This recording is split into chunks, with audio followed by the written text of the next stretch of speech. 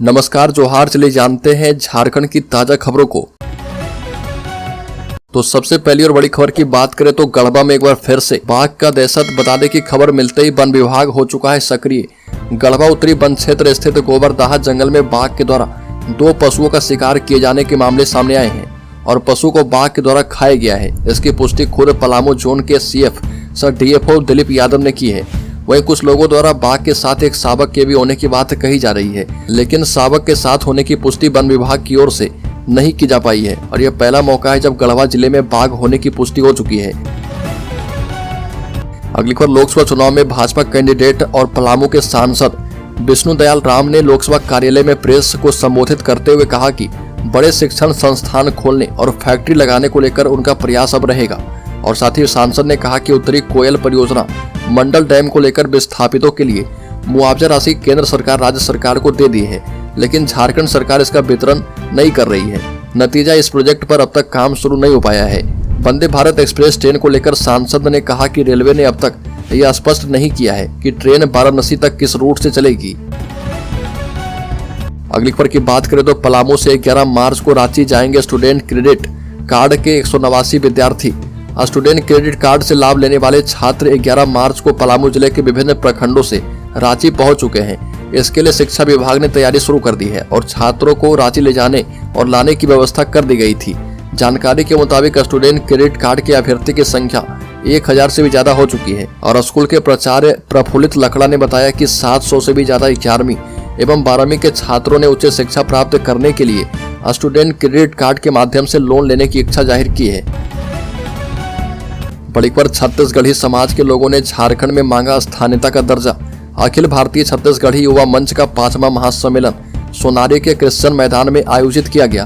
कार्यक्रम के दौरान मंच के केंद्रीय अध्यक्ष प्यारेलाल साहू ने कहा कि छत्तीसगढ़ी समाज को पूर्व के बिहार राज्य एवं वर्तमान झारखंड राज्य में लगभग 118 वर्ष होने जा रहे, लेकिन दुख की बात यह है कि वाजिब हक नहीं मिल पाया है।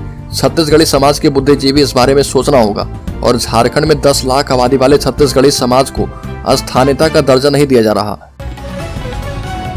बड़ी खबर, सरयू राय ने कहा कि भ्रष्टाचार पर नहीं चलेगा दोहरा मापदंड। झारखंड की तत्कालीन रघुवर सरकार एवं हेमंत सोरेन सरकार को लेकर बोले विधायक। बता दें कि भारतीय जनतंत्र मोर्चा के संरक्षक सह जमशेदपुर पूर्वी के विधायक सरयू राय ने कहा कि 2015-16 से 2019-20 तक किया गया भ्रष्टाचार नहीं है, लेकिन 2020 के बाद 3 भ्रष्टाचार के मामले भ्रष्टाचार कहलाते हैं। विधायक सरयू राय ने कहा कि दिल्ली में पूर्व मुख्यमंत्री हेमंत सोरेन ने एक BMW कार पर सवारी कर ली तो वह भ्रष्टाचारी हो गए, जबकि वह कार धीरज साहू के नाम से है। लेकिन जमशेदपुर में 1101 नंबर की इनोवा गाड़ी पर जब पूर्व मुख्यमंत्री, उनकी पत्नी, उनके अन्य रिश्तेदार घूमते रहे तब यह भ्रष्टाचार का मामला नहीं बना। यह इनोवा भी प्रेम प्रकाश और उसके मित्र भार्गव ने खरीदी थी। सरयू राय ने कहा कि यह भ्रष्टाचार के दोहरे मापदंड का ही उदाहरण है। बड़ी खबर, जामताड़ा में बोले बसंत सोरेन, कहा कि पूरे झारखंड की जमीन हमारी है। बाबूलाल मरांडी को दिया चैलेंज। बसंत सोरेन ने कहा कि हम कहते हैं कि झारखंड की पूरी जमीन हमारी है। झारखंड की पूरी भूमि हेमंत सोरेन की भूमि है। तुम्हारा वजूद क्या है? बसंत सोरेन ने इस दौरान बाबूलाल मरांडी पर जमकर व्यक्तिगत हमले किए और बसंत सोरेन ने कहा कि हेमंत सोरेन ने हमेशा एक बात कही है कि हर घर में हेमंत सोरेन है। बड़ी खबर, राज्य में समान कार्य के बदले समान वेतन को लेकर होमगार्ड जवानों की लड़ाई और भी आगे बढ़ी।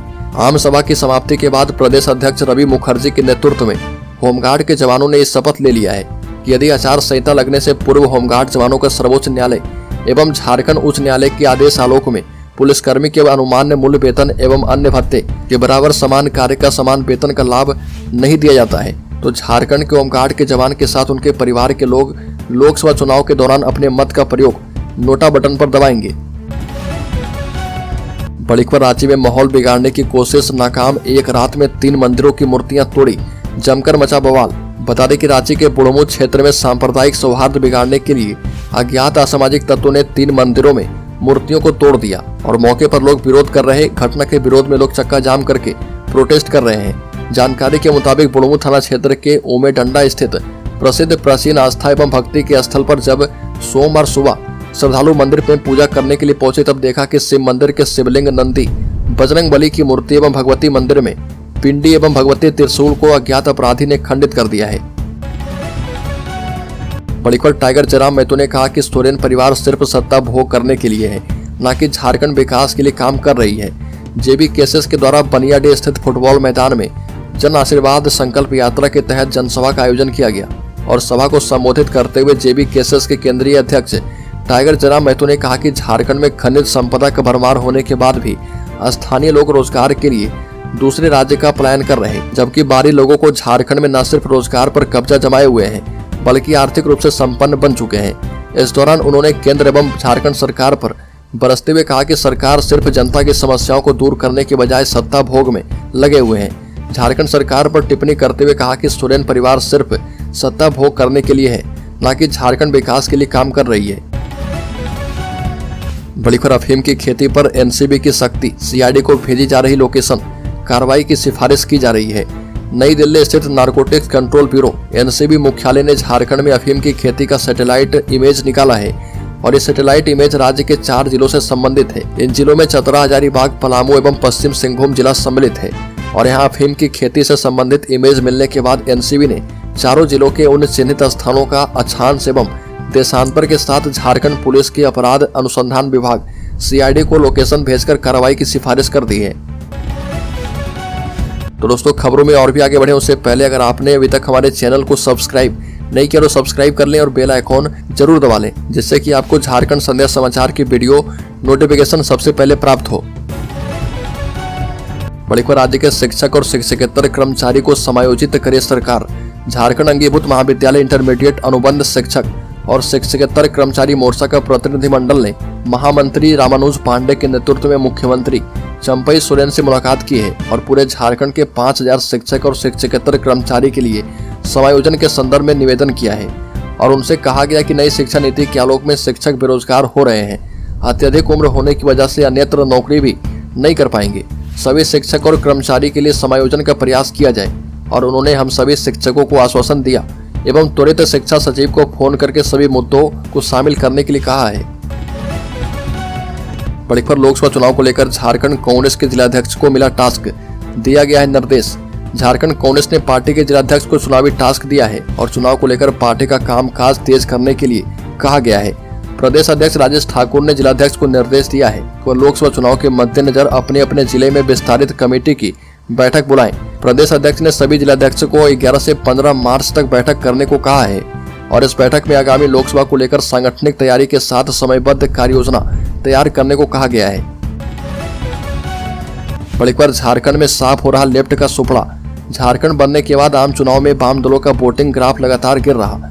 साल 1999 के चुनाव में एकीकृत बिहार में वाम दल अभी के झारखंड की जिन सीटों पर लड़े वहां उनका वोटिंग शेयर 31% था, पर 2019 के चुनाव में घटकर यह 1.5% रह गया है, यानी 20 सालों में उनका वोटिंग शेयर 29% गिर गया। जबकि साल 2000 में पहले वाम दल के सभी सहयोगी पार्टियां वोट शेयर में काफी मजबूत रही है। अगली खबर, झारखंड के 11,374 विद्यालय नहीं भेज रहे एमडीएम की रिपोर्ट प्रतिदिन देनी होती है एसएमएस के माध्यम से जानकारी। झारखंड के 11,374 विद्यालय मध्याह्न भोजन योजना पीएम पोषण योजना की रिपोर्ट नहीं दे रहे हैं। स्कूलों को मध्याह्न भोजन खाने वाले बच्चों की जानकारी प्रतिदिन देनी है और इसे लेकर झारखंड राज्य मध्याह्न भोजन प्राधिकरण ने सभी जिलों को पत्र भेज दिया है। जिलों को भेजे गए पत्र में कहा गया कि राज्य के 35,315 विद्यालय में से औसतन प्रतिदिन 23,341 विद्यालय रिपोर्ट भेज रहे हैं और ऐसे में राज्य के कुल विद्यालय की 68% स्कूली रिपोर्ट भेज रहे हैं। बड़ी खबर, झारखंड ऊर्जा निगम से 30 करोड़ का फ्रॉड, फर्जी गारंटी देकर करा लिया पेमेंट। बता दें कि रांची के डोरंडा कुसई कॉलोनी स्थित झारखंड ऊर्जा संचरण निगम लिमिटेड के साथ 8 फर्जी बैंक गारंटी समर्पित करके 29 करोड़ रुपए की धोखाधड़ी किए जाने का मामला प्रकाश में आया है। इस मामले में निगम के वरीय प्रबंधक वित्त एवं लेखा नूतन भारती की लिखित शिकायत पर डोरंडा थाने में 2 कंपनियों के अलावा पश्चिम बंगाल के हुगली जिले के पूरा बाजार पंजाब नेशनल बैंक की मांद्रा शाखा के मैनेजर श्रीजय सिन्हा के खिलाफ प्राथमिकी दर्ज की गई है। बड़ी खबर, झारखंड में भाजपा को सता रहा क्रॉस वोटिंग का डर। राज्यसभा चुनाव के लिए गठबंधन सरकार से की है ये अपील। भाजपा प्रदेश कार्यालय में प्रदेश अध्यक्ष एवं पूर्व मुख्यमंत्री बाबूलाल मरांडी की अध्यक्षता में पार्टी के विधायक दल की बैठक संपन्न हुई है और नेता प्रतिपक्ष अमर कुमार मौर्य ने बैठक की जानकारी पत्रकार को देते हुए कहा कि राज्य में खाली हुई 2 राज्यसभा सीटों में से एक भाजपा और दूसरा राज्य के सत्ताधारी गठबंधन के खाते में है। बीजेपी ने अपना उम्मीदवार घोषित कर दिया है। और बता दें कि 11:30 बजे नामांकन हो चुका है।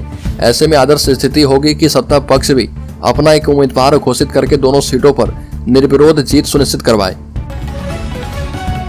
बड़ी खबर, सीएम चंपई सोरेन विद्यार्थी को सौंपेंगे गुरुजी स्टूडेंट क्रेडिट कार्ड।